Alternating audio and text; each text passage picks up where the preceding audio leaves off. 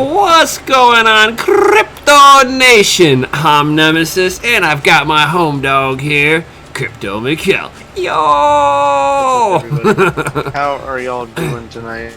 Love that y'all are here with us. Thank Right. you all. What's up, Jay, for being First, yo! first. Yeah. And then we got Yabba Dabba Doo. Mr. Nefarious rolling up in here. Woo. We got Gundy's stuffs and things. Oh yeah, it's all about that stuff and things. You can't have stuff without things. Dude, I'm just saying. You're right. Gotta have the stuffs and the things. Right. We're extra quiet tonight. I don't think that we're quiet. I think it's just quiet in the chat. Oh. We don't Smash the thumbs up for that. Right. Smash away. Yo. Oh, my little troll guy's in the right spot. Yeah. Boom. Love it. So, how is everybody doing tonight? I hope everybody is hashing away and having fun. Yeah, it's been a fun week. There's not really, there's been a little bit kind of going on in the mining space. Oh yeah, but before we really dig in, I think we should just give them a little hit of that mining intro. Oh!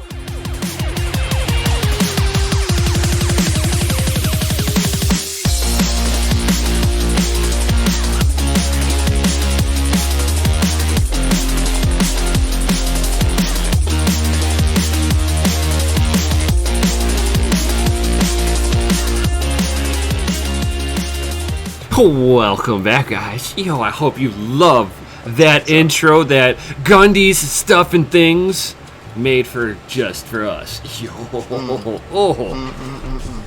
So many things Ooh. and stuffs and just the best of the stuffs and things together by Gundy yeah. Stuffs and Things. Nice. And what's going on, Gerbil? Yo. What up? Let's see. So, Thank you, Nefarious. Yo. He just spammed everybody. Awesome. Yeah, because there are other people live, but we do this every single Saturday. Same time, same place. Right. Same awesome people. Oh yeah. And it seems like most of our crowd always seems to come in at the very end of the show, which is fine. Yeah. And how do you like Diamond. Our little video display that we got going on here? It's pretty funny, right? Right.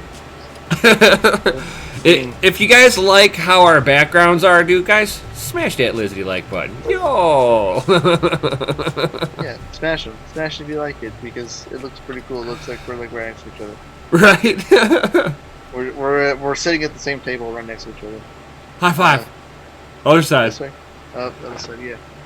Yeah. We gotta remember it's always over there. Because on my screen it's the opposite. Right. So, I have my hand going, yeah. It's weird to think about it. Me off. I'm like, wait, what?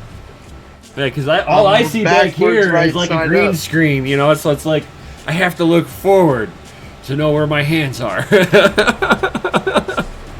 Yeah. Okay. Dig D minor says I love the background, but S17s are a better choice. I don't disagree with that compared to what's behind us. Right. These are the old S9s. Hey, but you gotta start somewhere, right? Right. You gotta dig in somewhere at some point in time. Yeah. Gundy. Oh, Gundy. Gundy. What are you doing, Gundy? That's Mark. Mark. I appreciate it. Appreciate it. It's coming along nicely. It's nice and good and cool. Looks all pretty. Yeah, thank you. Appreciate it. So yeah, we can talk a little bit about what you want. You want to talk about Prog Pal. I kind of want to talk about Mimble Coin, a little bit about that. Talk, and then some Navi news that has come across the desk. That This is what I've been kind of waiting for, and hopefully it's what we've all been waiting for. But this is me not holding my breath. No. I mean, how bad? How it's like? Do we want to save that conversation to the end? Because yeah. How do you want to start this? With Navi? You want to start with Navi? Oh. Or you want to leave that to the end? DG Diamond, so we could save money if we didn't have 2 forklifts. Yeah. You're 100% right. I mean, maybe it's just the same forklift. You're just seeing it in 2 different cameras. Oh, yeah, that is true. You know. I mean, it's very possible because we're on 2 different cameras. So you know what I mean? Mm-hmm. You know, Boom. It could be the same. Because you're right, it would save us money just to have 1 forklift. I mean, you're smart. But I mean,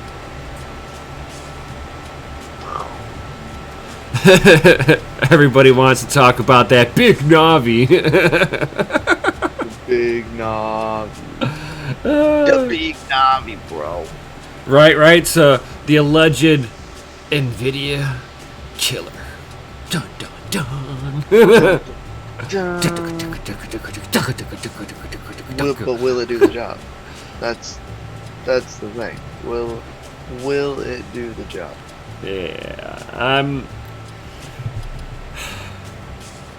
It would all depend on how they actually start utilizing their core. They know how to use memory beautifully. I mean, they are like the memory masters. But that's where they stop.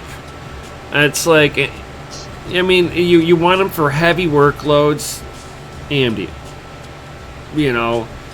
But when it comes down to rapid compute power, you step into NVIDIA's playground if you're doing that.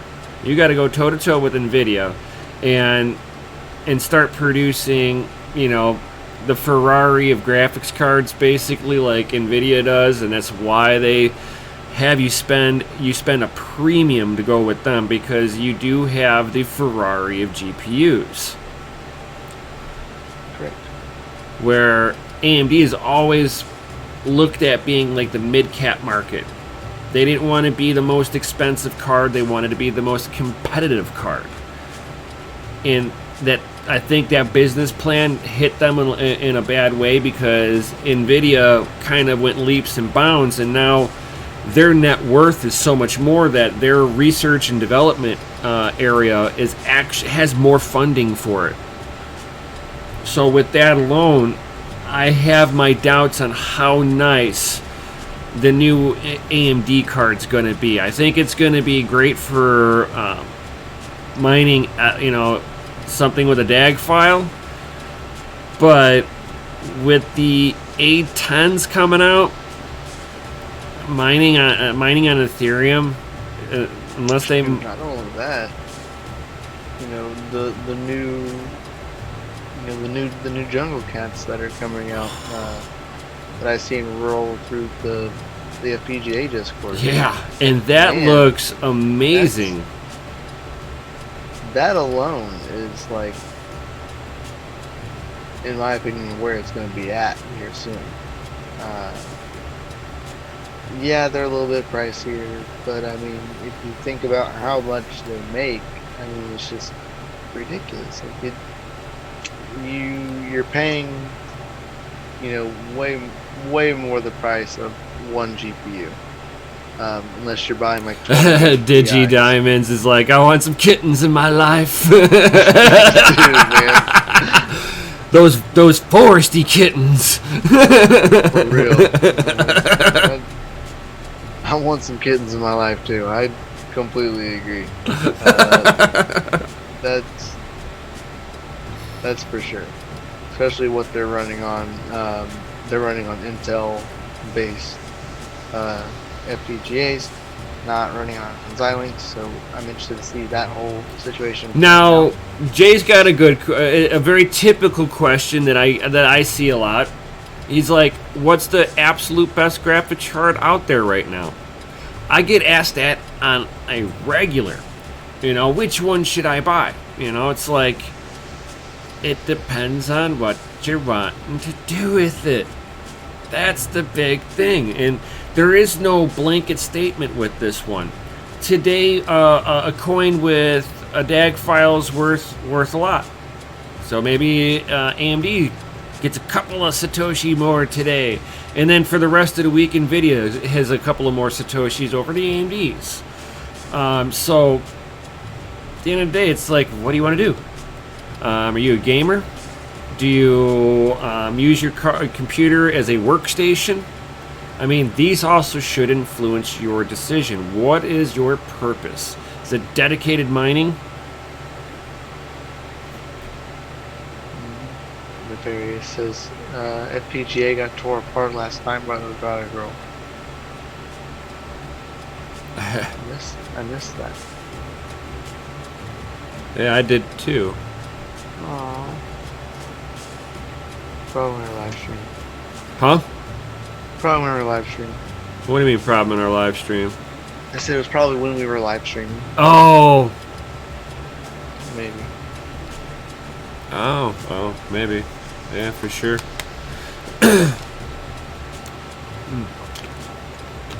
But yeah. I'm interested to see what's going to happen. I'm interested to see what the 5950 XD is going to even And yeah, Digi, exactly, 1080p, 1440p, 4K, what kind of monitors you want to run, content creation, all that good stuff. How many scripts you trying to run? How many monitors you trying to run, Jay? Right. I mean, it really depends. Because, like, you can sit there and put 2 GPUs in there, and if you're running AMD or NVIDIA, you can either put them in SLI or Crossfire mode and make them run together. Yeah, at some point, yeah. I mean, or you could just sit there and keep on running more and more monitors, and you can sit there and just have a wall of monitors. Look at every exchange out there, be like, sitting there all day long.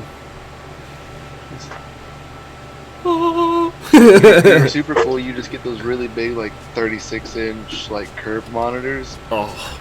And you would just get 4 of those and just stack them up because you most graphic cards only have 4 slots for monitors.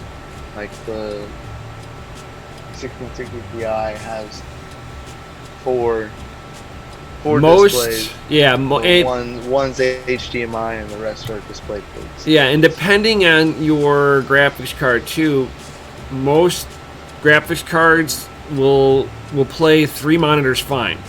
4th one, if you got a baller graphics card, it has to be baller. Hey, 3D Camper, what's going on? Walter Blackledge, yo. How are y'all doing? Michael C. I saw your link in Panda's Discord. What's the stream all about? Just crypto-related stuff. Well, this stream particularly is Mining After Dark. We talk about mining-related content, news articles that we see over the week. As well as hardware. On Mondays, we actually have a podcast, a Mining Mondays podcast, that me and Nemesis also do. That gets released just in the podcast world. As well as through the week, we have multiple other shows. Let's see. Podcast is on Monday. Tuesday, we are going to start firing up news, I think. Just some kind of news segment. I think Chris is going to look into doing those. as well as Wednesday we have Trading with the View with our man Jay, who you see in the chat here with us. Jay does that on Wednesday nights. Thursdays have been a meeting the team interviews. One of our co-stars, Graham Ton, he has been interviewing everybody in the team, so that has been filling Thursday slots. And then Friday we have just a Friday night get together where we all hang out, talk crypto, talk not crypto, because it's just Friday. We're all hanging out with each other after the long week. I think Dig Deep Miner actually can hear my mining rigs. Those green screens come with sound effects. I mean, yeah, they do. Yeah. Personalized sound effects. Walter, that's a very good question. He says, how much coin or dollars do you mine before you move it to a treasure or similar device? So first, when we go and look at mining a coin, we go send it to an exchange. We look at the exchange and see how much is needed first before we can even move a coin off that exchange. We look for good fees, the amount that we can withdraw. Those are very good determining factors into how much we would pull off at what point. But I try to wait, at least a month. That's my goal if I'm doing that. But most coins and stuff like that move out of pools automatically into your wallet, so there's not really much need for an exchange. So it really just kind of depends on where you're mining and how you have stuff set up.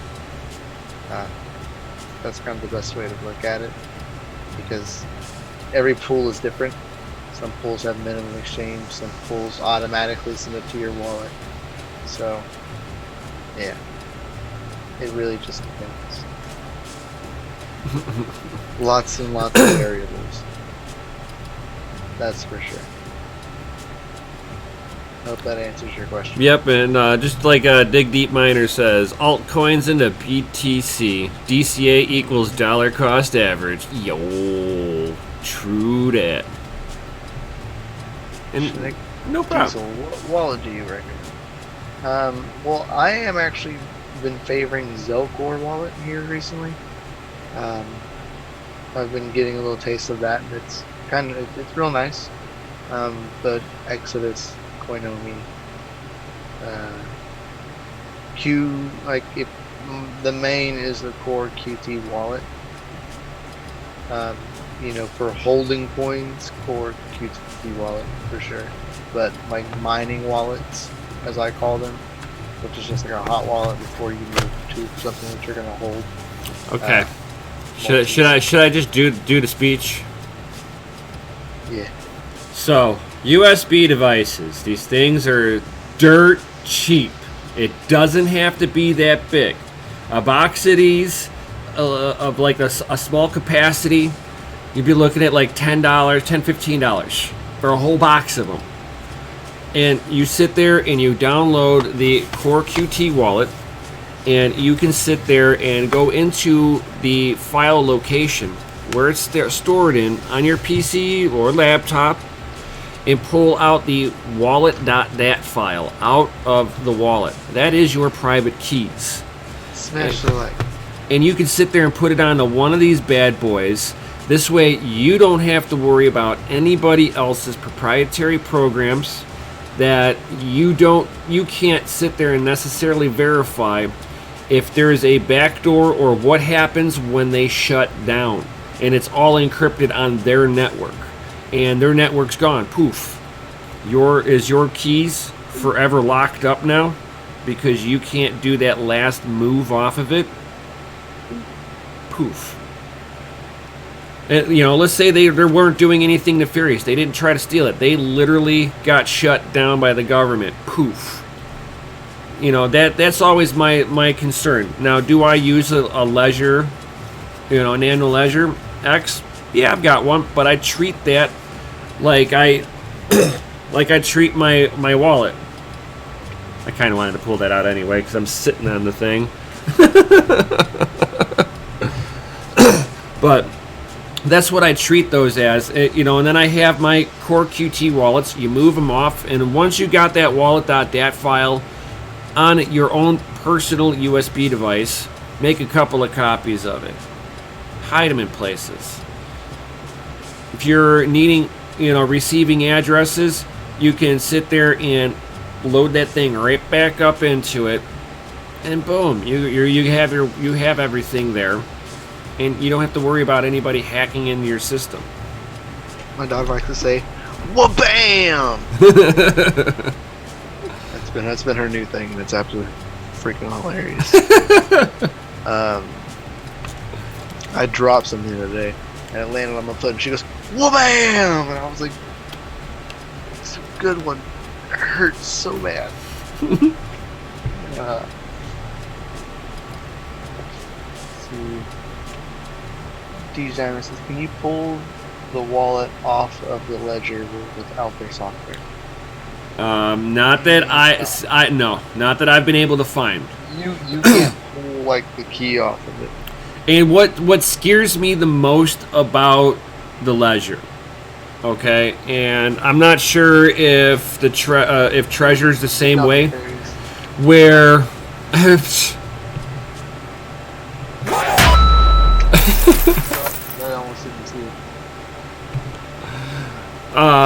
But it's like your ledger has to communicate with Ledger Live. Right. If Ledger Live disappears, their code's not open source for you to be able to rebuild that onto your PC, run the network for a brief moment locally, just to be able to send it out.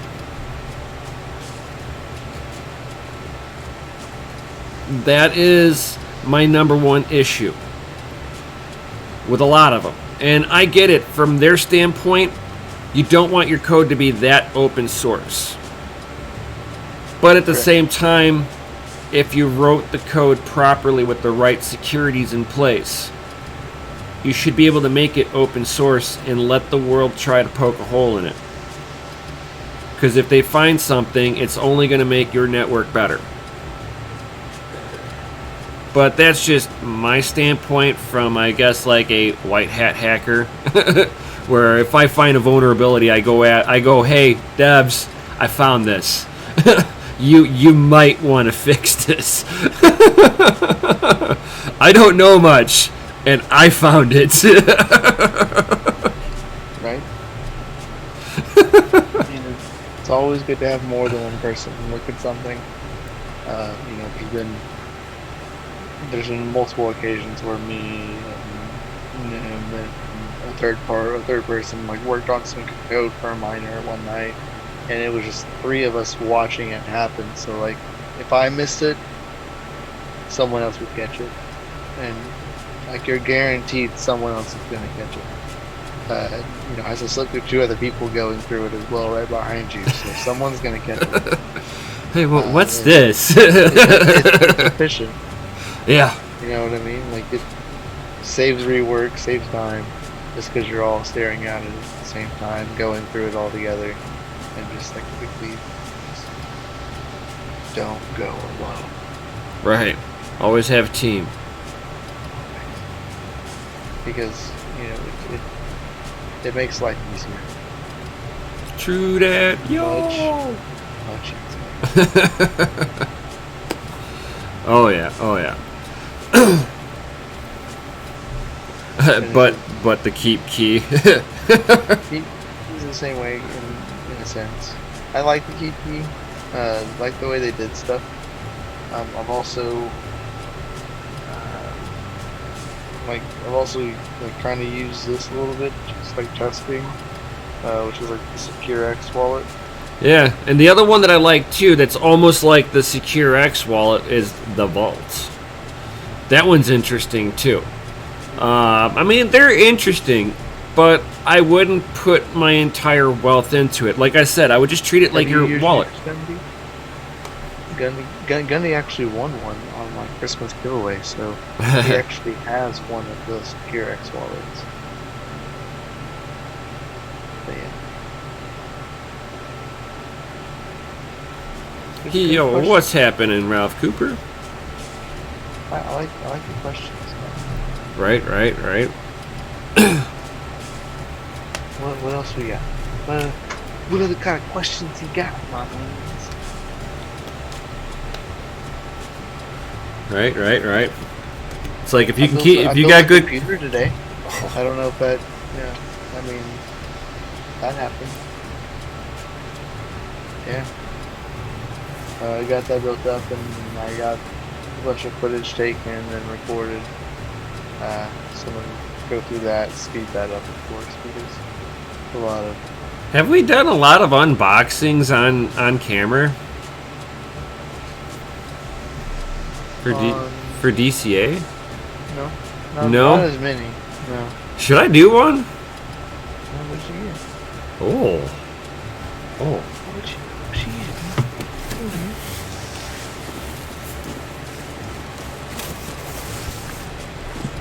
It's a box from Newegg. Would you guys want to find out what's in here? I haven't even opened this thing. It's been sitting. What's in the box? It's been sitting in like next to me for like 3 or 4 like 3 days, I think. Like 2 or 3 days. Oh, okay. It's just sitting over here. What could it be? What's in the box? Oh, do we want to find out? Press that button. Oh, I get to press it. Oh yeah.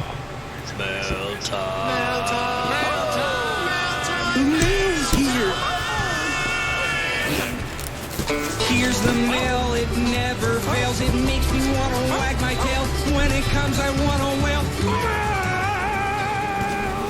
So let's go ahead and open this bad boy up real quick here. Do it.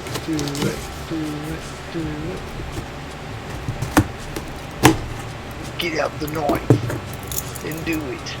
Oh yeah. Without cutting yourself. Of course, especially right after I just sharpened it too. That would really suck. Hey, I got a bag of I hope this was filled here in the United States. Just don't pop it. Right, I'm not gonna pop it. That might to be safe. That might be bad. Just Man, I so want to pop one of these though. Woo! Good. This big box has this in there. Oh! Ballistics Sport RAM. Oh! Is it DDR4 RAM? Yeah. 3,000 speed. Woo! With some really good timing straps up on this bad boy too. Let's go ahead and open one of these up. It's got such nice packaging. So, of course, guys, got some of that DDR4 RAM. Oh. Woo. Dig D Mines looks like a giveaway to me. So it's got timing straps of 15, 16,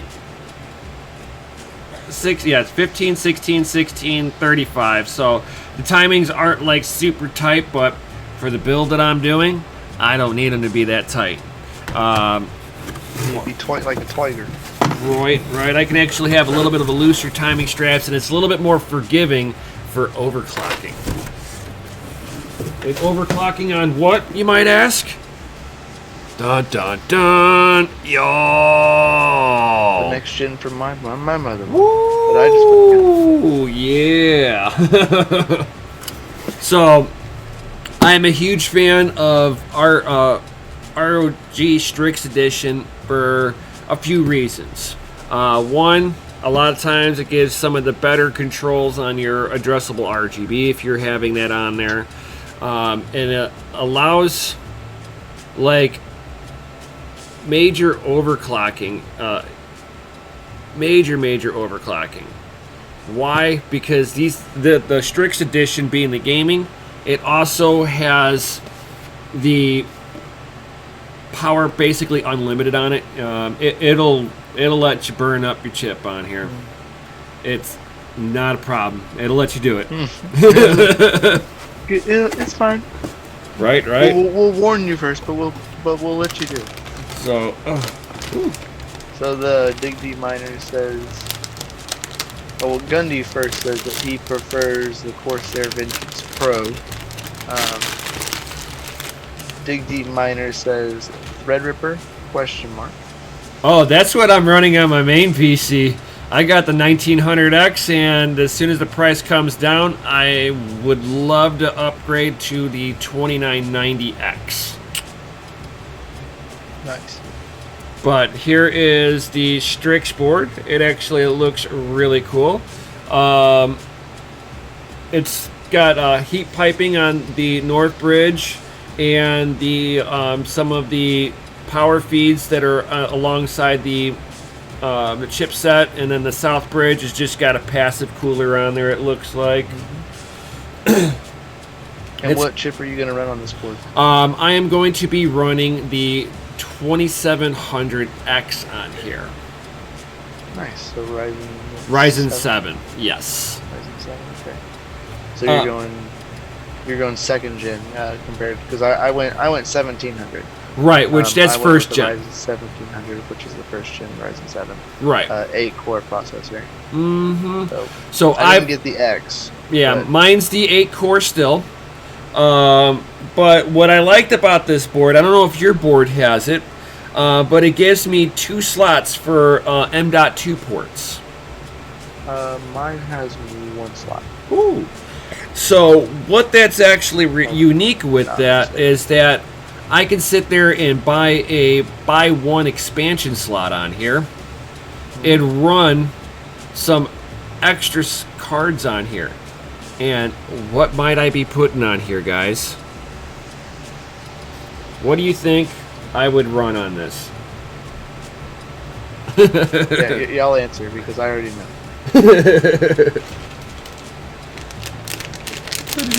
I'll go ahead and put this back into that really nice anti-static wrap bag.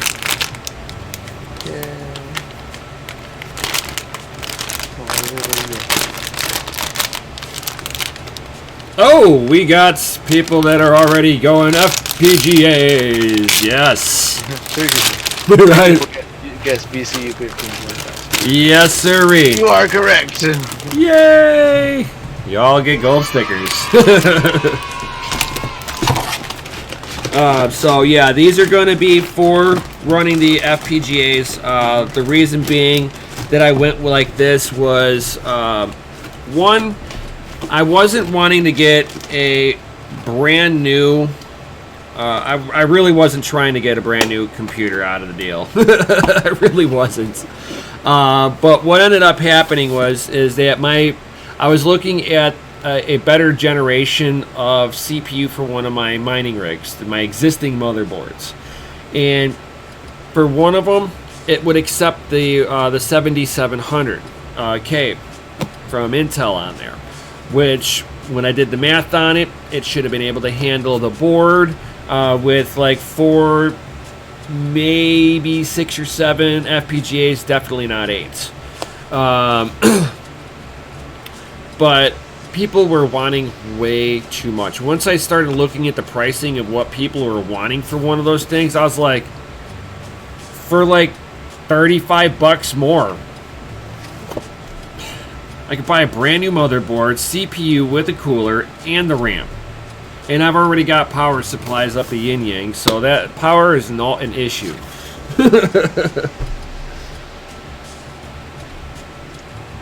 Yeah, I see that. PG Diamond. Fix it. And if you guys would like to know how I'm going to be running the BCU 1525s before anybody else, hop into that Patreon. Get a little sneak peek of what I've been looking at. Yo. Ooh, you should see what he's been looking at. Oh. Oh, it gives me the giggities. Right. To go like change my britches kind of degrees. Oh, yeah. I mean, I was actually surprised that I went and did it, but I did want new hardware. So, definitely hop in there, and you get a little sneak peek of what I've been doing. Woo. Oh yeah, it's been fixed to diamond. If you refresh it, it should be fixed. So yeah, it's been interesting seeing, especially seeing the numbers of what BCUs are actually looking at doing on Ethereum. It's been very interesting to see. Woo. Yeah. And like the, and I love this guy's name, Wow. Cold as Pluck, or Puck. That's awesome. Wordplay, I love it. Sorry, it just kind of caught my eye. I'm like, whoa, that name's awesome.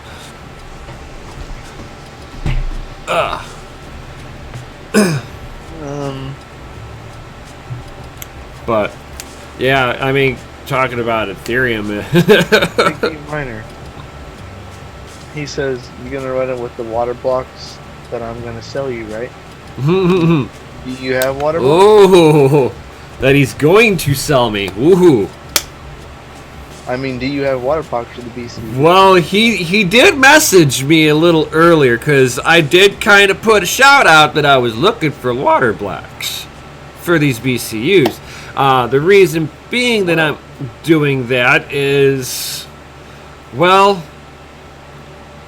I've been wanting to. I want to save up and actually get a really nice immersion mining setup, and we've been talking to people, haven't we? Yes, we have. Oh, so Message me later, Coop. Just leave it at that. Message me later. but yeah, he didn't tell me which ones they were though. He just said he had water blocks. I'll even go ahead and pull up the convo on my side. Okay, so yeah, he did not say which ones they were. If they were the TULs, or the the heck were the other ones called? I can never say it right. That's why I can never remember it. Dimas Tech coolers. That's the other. Yes. That's the good ones. Yeah. That's the ones he has. Yeah. I don't know. He didn't say. Well, we're asking you then. Right. Because I want to know. Right. I want to know which models. Do you happen to know? Dig deep. He says the Dimus something Oh! tech. Oh. Yes. Oh. If you want to sell those, I will buy them. Yeah. No penalizing people for cursing. DG Diamond. Just let them be. Like, it's okay. You don't gotta like delete comments. Right. But good looking out. It's okay. Thank you. Thank you. But yes, those ones. Awesome, because those are. He says I bought the immersion cooling blocks. Ooh. You have a link to those? Send me a link to those too. Or to him. It doesn't matter. Right. I just want to see it. Oh, he said he won't get him until Wednesday. All right, cool. Nice. Yeah, they've been doing pretty good from what I've seen. Okay, awesome. I'll send over the link. Yes. Cool. Yeah, I'm interested to see like what the BCUs are gonna do. You know, it's a good variable test between the two different things, as well as compared to like what some of the newer hardware that's gonna come out is gonna do.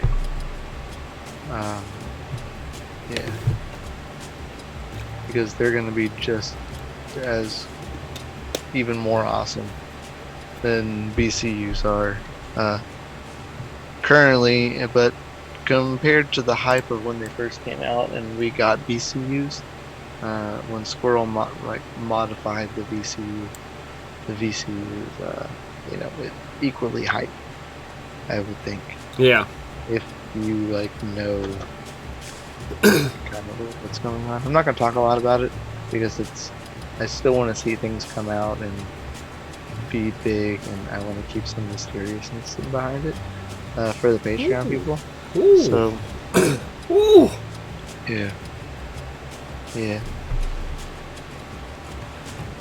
Yep. Yeah. Yep. That forest kitten life. Yeah. So the Forest Kitten is still the Xilinx based hardware. The Forest Kittens. The Jungle Cats are the newer Intel based. The kittens are cool. I like the kittens too. You can actually scoop those up for pretty cheap right now. I'm seeing those go for like $900 or so per kitty. So $900 gets you a nice kitten from the forest. Okay, Walter Blackridge. Yeah, so you asked the question twice. Sorry. Yeah, that's actually a good question. I use both server power supplies and regular gold or platinum series power supplies, and they all can be run on 220. I run everything on 220, 240. Yeah, it's like that's what I run basically on all of my stuff is 220. Yeah, so I know Mikkel here runs everything on 110 because he doesn't have the option to make to run the wiring that way, but he doesn't have a large farm that he needs to manage that he is going to. I also have gold rated power supplies. Right, So all gold rated. Yeah, I manage it a different way for like my means, but I still don't I still get good stuff to make sure that it's as efficient as it can be. Right, and exactly, dig deep. 240 if you can get it, most certainly. Basically, what it's going to do for you is you're going to be able to run the power supply, whatever power supply you're hooking up to. It doesn't matter if it's server grade or a regular power supply. Correct. They will run more stable with the higher power flow because you're splitting the power flow up between two different legs. Now I'm going to get a little technical on you. So you're feeding two legs of hot to it. This allows the power supply to kind of divvy up its workload a little bit more efficiently, and it also drops your amperage down a little bit, which also lowers your heat. And as long as you're managing your heat the right way, you actually start becoming more energy positive on how you're utilizing it, instead of just wasting it off in all the heat generation and the cooling of that heat down. Yeah, like TechMan says, it doubles the voltage, half the amperage, same watts. Yeah, exactly. And that is the truth. It's the super secrets. Oh yeah, oh yeah. But yeah, so, it's a very good question, so I'm glad you asked. Yes, DG Diamond, Ohm's law is great, and it's like a go-to tool. Also, knowing how many watts in one BTU. I have it in my notes somewhere. But that's also going to, for every so many watts, you're going to generate so much heat no matter what you do.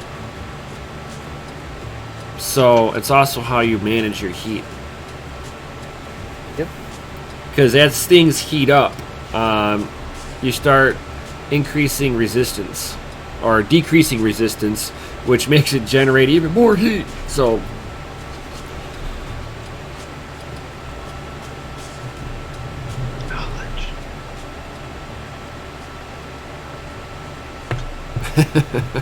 What other questions we got? Right, right. Fire away. But in the meantime, I do actually want to talk about one more point. So earlier this week, we seen a huge price spike in it, and it was like it seemed like it was kind of correlated in terms with the fact that it got dumped off an exchange, and at first there were no exchanges. Hotbit dropped it, weren't allowed to use it. Trade Ogre picked it up, and now we got 3 other exchanges that are picking it up as well. So potentially be on the lookout, because a lot of people mined it, and people were getting a good amount of them at first. So if you're looking for a place to dump that, be on the lookout. There's more exchanges coming out for it, as well as Trade Ogre accepts it as well. Not financial advice, not mining advice, but just a heads up so everybody else will knows.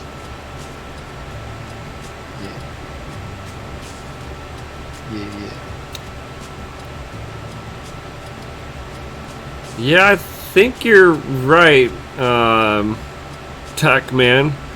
1 watt is close to pi. I think that's correct. If my memory, with the way that the number, it's like I can never remember all the numbers behind it, but it's right around like just under 3.5 degrees per watt.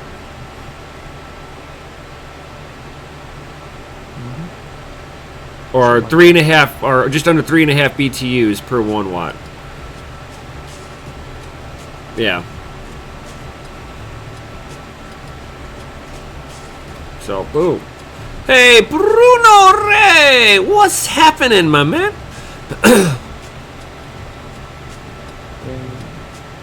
JD Mining says, does anyone know when Prog Pal will go into play? I'm not sure. But Tech Man, even though we might not be building rocket ships, when you start to like scale up to something like this in the picture behind us, that's when it starts to make a difference. You have to be able to calculate how many BTUs versus how many CFMs of airflow you need to generate in order to properly wick off the heat. So typically it's like, what is it, 400 CFM per 800 BTUs of air movement per square inch. More BTUs, the higher that number needs to be. I run in my mining room when it's at full operation. I have 6,000 CFM of airflow in there. That gives me 197 times an hour that I'm exchanging all the air out of the room that I have it in. So even on a 100 degree, 120 degree day, my mining room stays at 97 degrees with everything rolling. That is a feat in itself. And how am I doing that? With negative airflow. What do I mean by that? Is I pull that room into a vacuum. I shut the door, I tape it off, seal that room up. And then I've got fans exhausting out, one coming in. You stand in front of the window across the room and you can feel the wind. I've actually got to put hoods over the window whenever it rains, because I can suck a raindrop clean across the room with this. One day I came into the mining room and I had like little freckled dots on the wall. I'm like, what in the world? And I stood in front of the window and I got hit in the eye. I was like, oh my God, I got to put something in front of the window. What was that? Right? Was that a raindrop? It just rained sideways. Hurry, cover the miners. It's Right. raining sideways. Right. Says you need a mining bar. Something like that. We need something like that. That's Right. A facility for sure. Oh yeah. A mining place. Woo. So we can have like S17s, racks of them like this.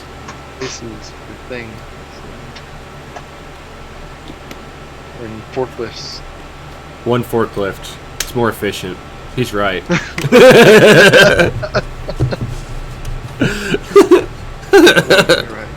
It's one forklift. One forklift. I mean, one forklift per building. Ooh. Yeah, so we don't gotta drive outside the rain. Yeah. Because you don't want to kick up all that dust and bring the dust by these beautiful ASICs. I mean, you might not like the S9s anymore unless you're like in Sichuan, China. But you still don't want them getting dirty. I mean, that's equipment abuse. Should be a task force on that. Space goes. So that's why you have an intake in the floor like my shed. It's always good. You see, he got now the problem that I see with having intakes on the floor of a shed, okay? Now, although that is a great idea because you're taking in air that's been like kind of shaded, and I mean the theory is 100% sound. Here is my little thing. Did you make sure that it's not a dirt bottom underneath the shed? Because basically, what's going to happen is if you pull enough airflow through the grates, you either happen to put a filter down, so now you got a filter cost. Either that, you got time of having to clean a filter out and stuff like that. One of the two, you're either replacing them or you're cleaning them. But with the dirt, yeah, you have it air filtered, so you're dealing with that. So if you put it like a concrete liner underneath there, so that it was not breathing off the dirt, you can actually remove that filter there and have higher velocity air pressure instead of being, basically trying to run to the top of the Sears Tower breathing only through a straw. Just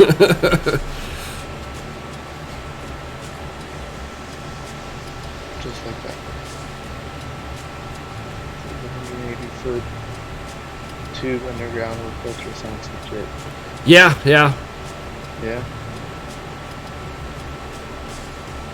Yeah, that would be pretty legit. He's like, I have to have a filter because I live in the sticks. Yeah. Which is fine, it's just bad.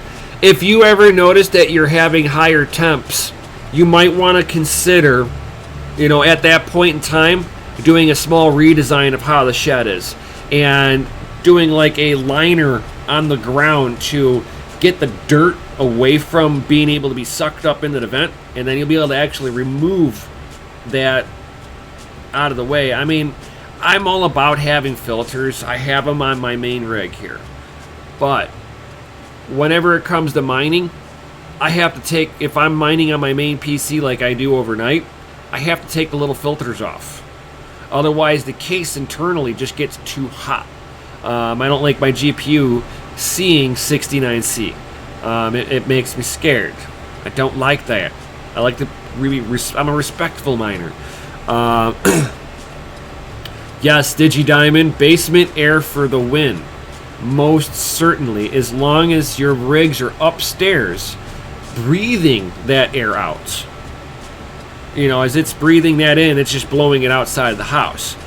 This way, you're utilizing the whole underground cavern, basically, as your cool box. And because it's got so much concrete underneath there, like if you're in most, like a typical basement, it's going to be an unfinished basement. You're going to have all of that area that's nice and cool. Back in the summer, I loved going over to my grandparents' house because nobody I knew had AC. And we'd live down in the basement of my grandparents' house. Thank God they had a ping pong table and a pool table. I got really good at playing pool. It's always fun. Right? Yeah, I enjoy it. Basements are really a big thing here. But which is kind of ironic. Oh, that's too hot Space Ghost. I'd really feel bad for those cards. Okay, so during last summer we had a 115-degree day, couple of them in a row, right? None of my cards, none of them, got above 67C at 3 in the afternoon, where you're talking the hottest point of the day. 67C. That tells me if you're running into the 70C, that tells me you're not exchanging the air enough in that room. You either need more fans or you need a less restrictive filter already for when you got the dog days of summer. And that also tells me that you've got a sizable farm. Yes, it does. The things that we learn. Right? Yeah, that's a little too high. That's high on the high side for me as well. Yeah. I'm shutting rigs down at 70, going, what the heck are you doing? I'll turn you off and I'll deal with you when I get home. Yeah, I usually don't let my cards go into the 70s. I try not to because I just don't like to see them get that hot. Personally. Oh yeah, the Hydra 6s, yes, those cases are pretty legit. But then, you know, you're talking about some delta noise. How only a couple hit 70C? Well, if it's only a couple and they all stay down, the rest of them stayed down, I'd either be looking at maybe those are in a hot pocket basically of your mining rig, of your shed, or that's showing that they're needing to get pulled apart, re-thermal pasted, cleaned up really nicely, and slapped back together, and they might lift temps a little bit nicer. And then also keep an eye on their own case fans too. Some GPUs, when their fans die, you can't throw enough airflow into them without directing fans, right on them. How do I know that? I keep one of these as a trophy. This is a Gigabyte fan. It just spit it out. This card had 3 fans on it, and before I got my shipment of fans in to be able to fix them, there was no fans moving on them. 2 of them had already fallen out. Third one was just stopped. And I was still mining on it. And whenever you looked at the mining dashboard, you couldn't tell which one was the hot one. I showed it to you, didn't I, Mikkel? Mm-hmm. Yeah, you could not tell which one was the hot one. Yeah, it was interesting. It's all about... Fan? Yeah, it's all about, understanding how to get the airflow through the radiator. I'm a drag racer. What drag racers love doing is they like to block off all the front vents, everything that has a hole in the front end that's not necessary, even if it means that you're blocking off the radiator. Why? Because you want the airflow to wrap over the car, because you want to slice through the air, because air has a lot of drag on it and it'll slow you down. So as soon as you overcome that, you're good to go. Now the new problem that you have is you might only be driving it for a quarter mile, but by the time you get to the end of the drag strip, you could burn out your engine. So you've got to figure out efficient ways to be able to throw air over the radiator without sacrificing any aerodynamics. So with that little bit of knowledge, I just kind of looked at the graphics card when the fan died, and I just started playing with fan angles. I had another fan, I just angled it at it really nicely. I moved the card in the rig so that the card would face the fan a little bit different, and I could play with the temperatures. Boom.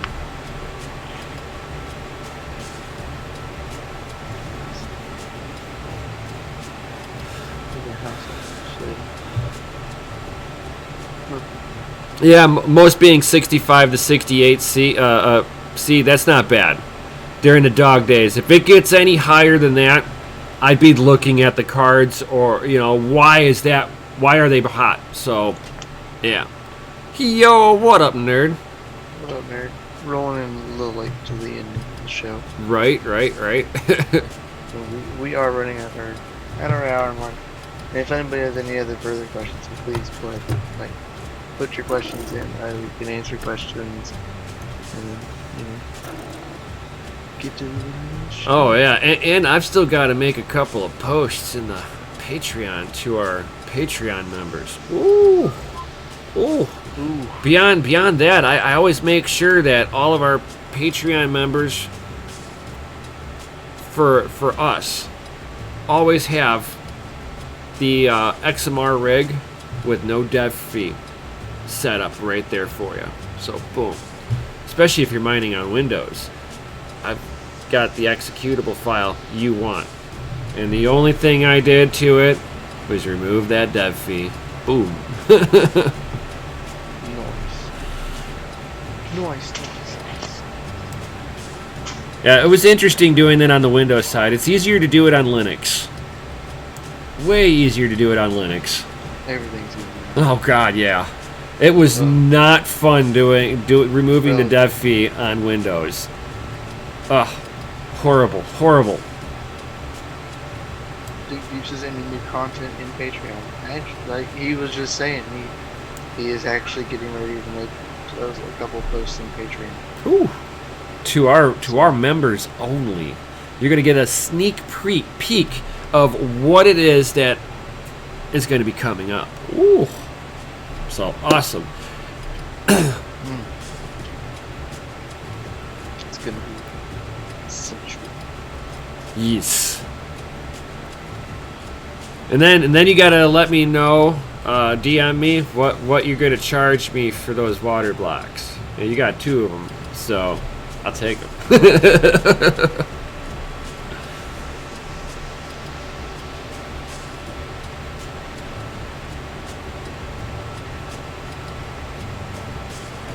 Overclock competition.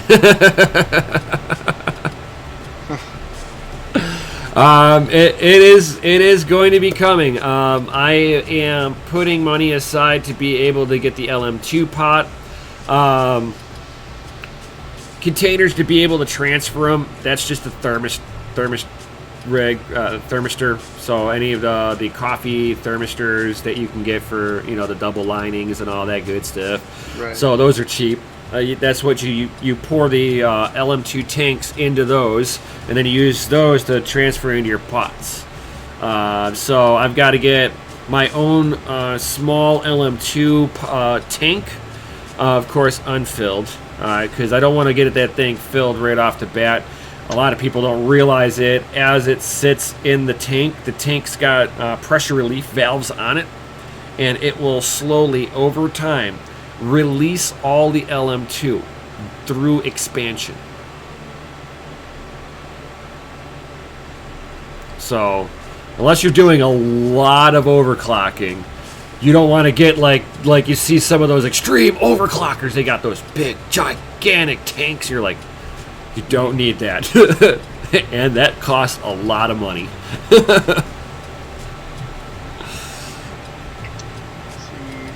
Nerd says best overclock for a 1070 Asus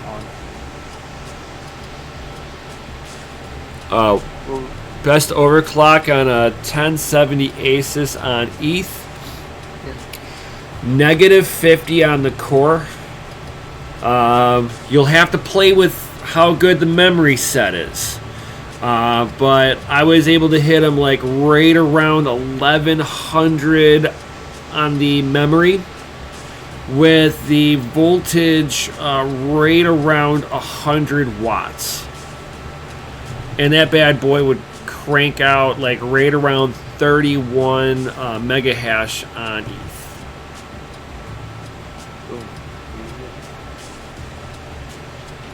It was like 30.5 to 31.2. It kind of swung right in between there. Later 3D camera. Peace. Also, it says, can I hurt my GPUs running them with too low voltage? Absolutely not. Not gonna hurt them though. It'll just destabilize, and it'll shut your computer down. You'll drop video. The miner will turn off. You know, all the above. But as far as hurting it, no. It's whenever you go to overvolt them, and you force the overvolt on it. Too much wattage. Right, and let's say you bypass the power limiting ability on the GPU itself. Like, you're like, oh, I'm gonna see what it can do, and I'm gonna go ahead and put this little shunt in. It's just a piece of wire, and I'm gonna bypass the control mechanism, and I'm gonna full voltage the core. You best to have an LM2 pot on there, and you best to know what you're doing, because if you don't, you're gonna watch a whiff of smoke come off that card, and it's done.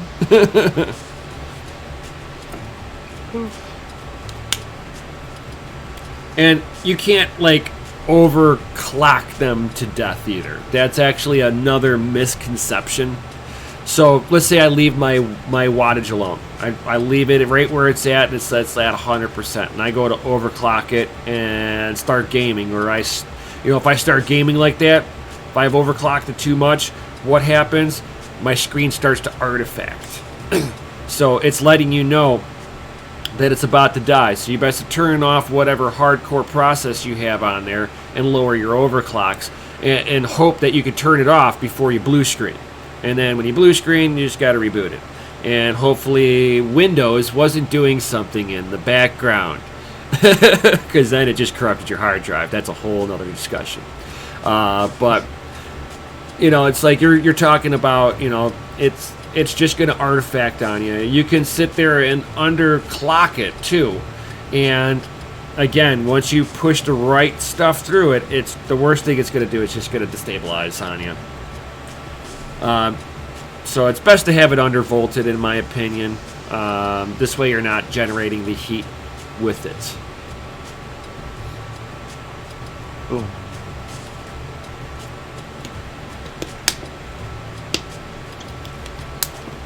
Hi, Nefarious. Bye, Nefarious. Bye, bye. Right. Bye, bye. So, without further ado, guys, I think we'll go ahead and probably call it for the night, and hope that everybody has enjoyed the information that we've given you tonight. And if you have any more questions, please feel free to join in the Discords down below. You can head down into the DCA Adventure Discord, or you can head down into our personal Discord, the Family Mine, which is nothing but mining content. Oh yeah. And mining related goodies. And while you're looking down there, please smash that Lizzie like button. Subscribe if you haven't. Hit the bell notification if it hasn't been hit, or if you hit it and YouTube turned it off on you, hit it again, so that you know when we're dropping these awesome content enriching videos. Boom. So we'd love to see everybody in the Discords. Follow us everywhere, guys. Get the word out. Share this video with at least one other person that might find any of this knowledge to be helpful. And with that, we appreciate hearing all of you that have been here. Yep. And we'll see y'all next week. Peace. Later. Later.